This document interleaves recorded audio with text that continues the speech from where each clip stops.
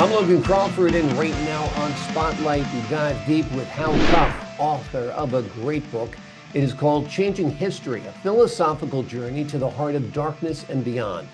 This poetic novel is not just a journey, but an awakening, challenging what we think we know about humanity's darkest hours.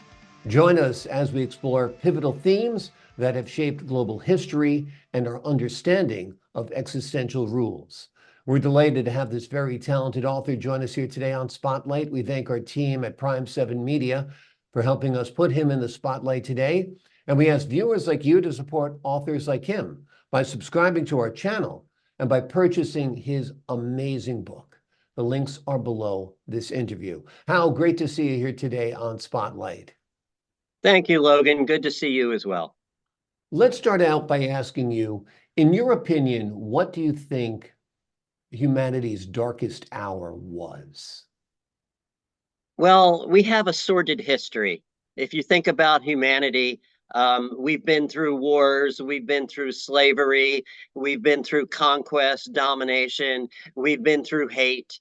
And those things keep popping up, I think, because it's part of the human condition. We are grounded, from my perspective, we come from the animal world.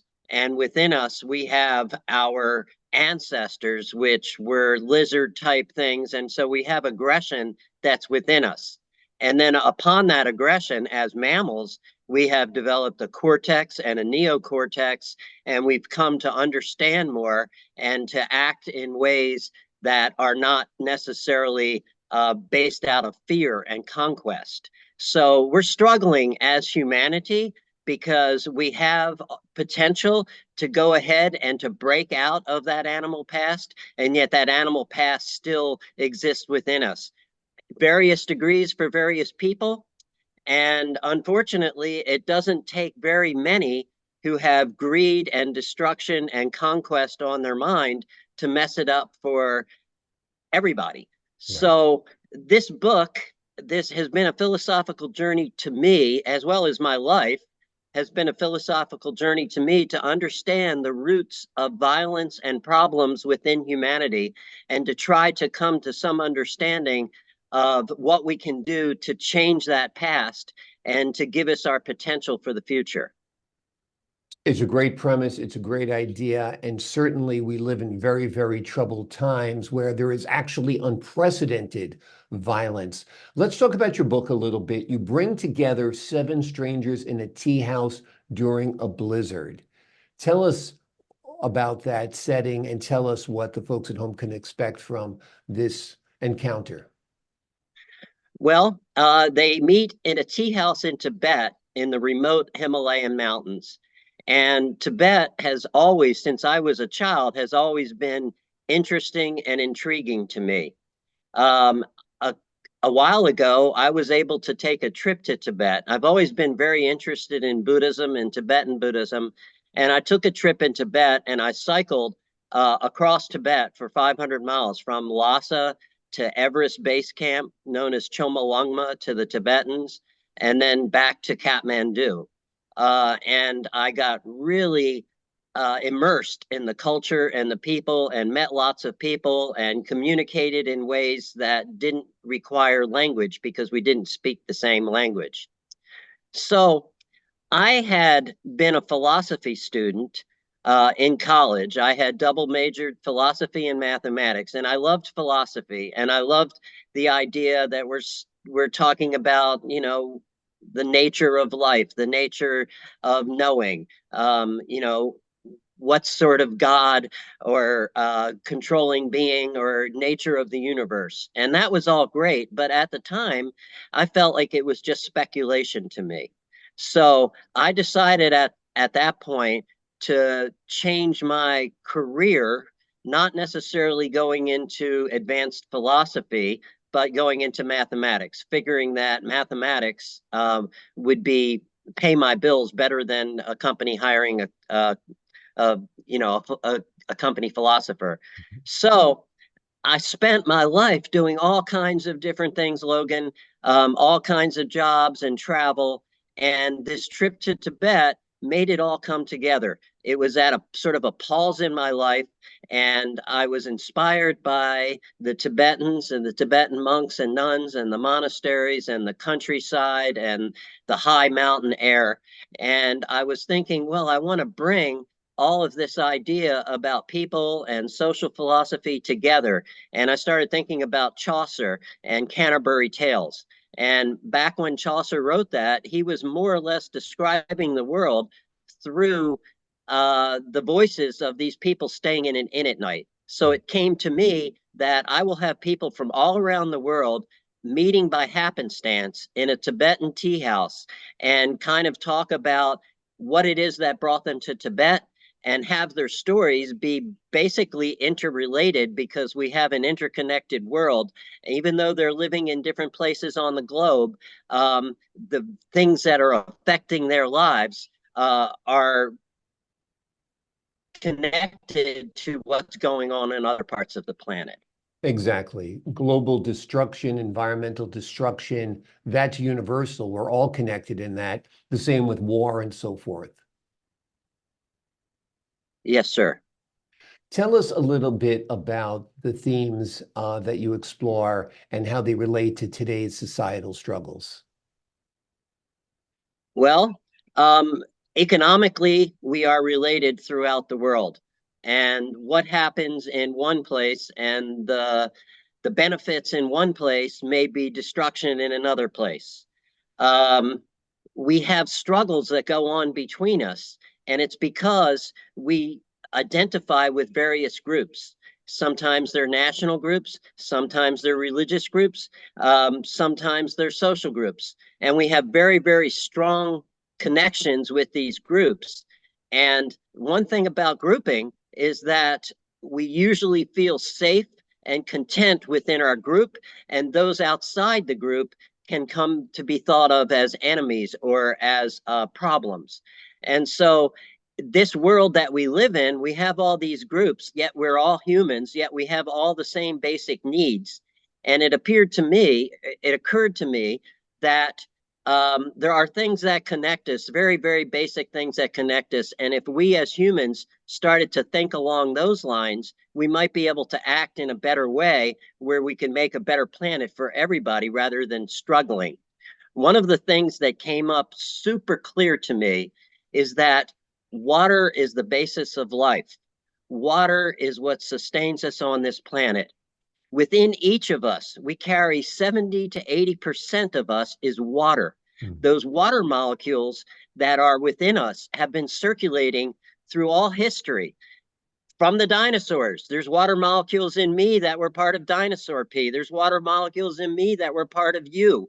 Yeah. We are so interconnected. So at that level, if we as humans can get beyond all of these more or less artificial boundaries and begin to have some reverence for water, the sources of water, and the fact that water connects us, and if we could do that, we could come to some understanding as humans globally. Tibet is the source of water for 20%, over 1 billion people in the world, 20% of the world's population.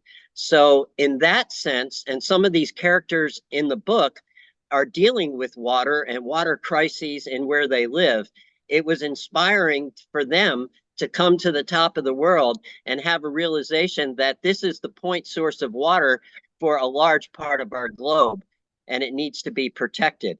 And so part of the book goes into the history of Tibet, just kind of briefly, but what happened when Tibet was conquered by the Chinese and the reasons for the Chinese conquest. Amazing. Great, great story, like I mentioned from the beginning. The interconnectedness themes, the theme about keeping water pure is so important. How do you hope your book will impact readers' perspectives on history and their role in changing it? That's a good question. Thank you. The notion of changing history, we've kind of tossed that phrase around a lot these days. Like some basketball team scores more points one year and they say, okay, well, they changed history. But my notion of history is quite a bit different. We all agree that history consists of facts, and those facts are more or less immutable. But we can only understand the facts of history through the environment in which we live. We interpret it through our milieu of life and social situations. And so the notion of changing history has to do with, if you can change the way that we interpret those things of the past, then you have changed history, because we can only know it through those interpretations. Those interpretations are changed by what we do in the present through our lives in the here and now. We have the weight of history on our shoulders. The only reason we sit or stand where we are is because what has happened in the past. And if we, as humans, take responsibility for ourselves and our planet and our past, we can change that. We can change that history. We can make ourselves better by going and changing the environment we're in now, and then we will interpret those things in the past in a different way. The facts will remain the same, but something that was looked at as particularly horrible in human history can be made to be a springboard to change into many new and different things. And that is our power as humans, and that is our responsibility as humans. Wonderful. And you more than talk the talk, you walk the walk. Your lifestyle alone, living in the Ozarks, is a sustainable life, it seems. Tell us a little bit about your living a little bit off the grid there. Well, thank you. I had traveled a lot of different places, and I came to this place in the Ozarks a little over 40 years ago. And it was a beautiful place. I had been to many wild and places, and I had been backpacking and hiking and going to cities and everywhere. And this seemed to be a really good place to start a homestead. So back then, I came, and on land that had nothing developed, I created a homestead, and I created a family, and I raised my kids in conjunction with living on the land and understanding the changing of the seasons and the living and dying that goes on biologically as part of nature. At the same time, we talked about cities and people and what was going on in culture, but I used this place as the basis for my life, and it is the springboard. It's my inspiration. It is that which I think gives me life itself. I feel so connected with the land around me. I feel like it is part of me. And because I've spent so much time in protecting it and developing recreational activities and stopping the widespread logging and roading and poisoning of the water, that I am in it in some way. Absolutely. You have skin in the game. Like I said, you're not just talking the talk, you're walking the walk, which I think is great. How Kuff has written a powerful book that could just change your life and could just change society. It is called Changing History, a philosophical journey to the heart of darkness and beyond. It is a poetic novel, and it's not just a journey, but an awakening, challenging what we think we know about humanity's darkest hours. It's an amazing book. As you can tell, this man has thought about these issues for quite a long time. He's living off the grid. He has explored some of the most remote places in the world, and he has taken that knowledge and his learning and his philosophy and brought it to life in this book. It is a great read. Hal, thanks so much for joining us here today on Spotlight. Thank you so much, Logan. It was a pleasure. Pleasure is all mine, my friend. And to the folks at home, I'm Logan Crawford, thanking you for your time, this time until next time on Spotlight.